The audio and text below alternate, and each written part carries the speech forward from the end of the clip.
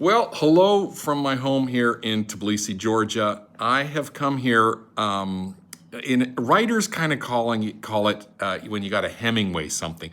Hemingway is a great author, and he used to go to places and actually a lot of Agatha Christie did this as well. They would kind of sequester themselves into a hotel or someplace, and then just not stop until they get the book written. They kind of just do it.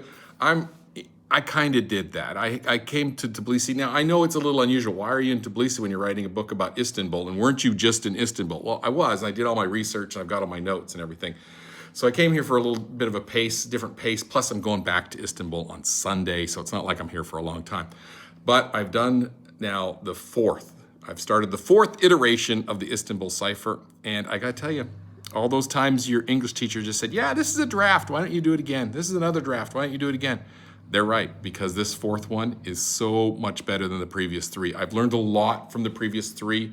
So, there's no such thing as failure because you're learning from it. That's also another good wisdom thing. But I got to tell you about something yesterday. So I'm writing chapter 3, and there's a part where a student brings in a photograph of their grandma. And I tell you, the sentence paragraph was so good, it gave myself goosebumps because I'm like, ooh, that's a really good line. And I don't know if it was just the nostalgia of it, because you do write what you know, and I said that in my previous video.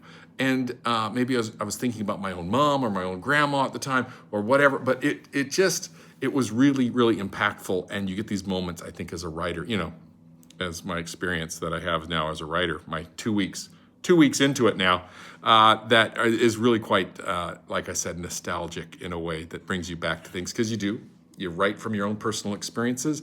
And so hopefully this is the last version of the Istanbul Cipher. I'm not ready to publish it yet because I think I get ahead of myself too many times and I start publishing it, and then I'm like, oh crud, now I've wrecked the story arc. So I'm going to continue on. I'm writing chapter 4 today. Hopefully I got some errands to do, but it's coming soon. So my inspiration is to you that yes, failure can teach you so much, and you can build and build and build upon it. And sometimes you just got to lock yourself away and get it done. So there you go. My advice for life. Ciao. Bye.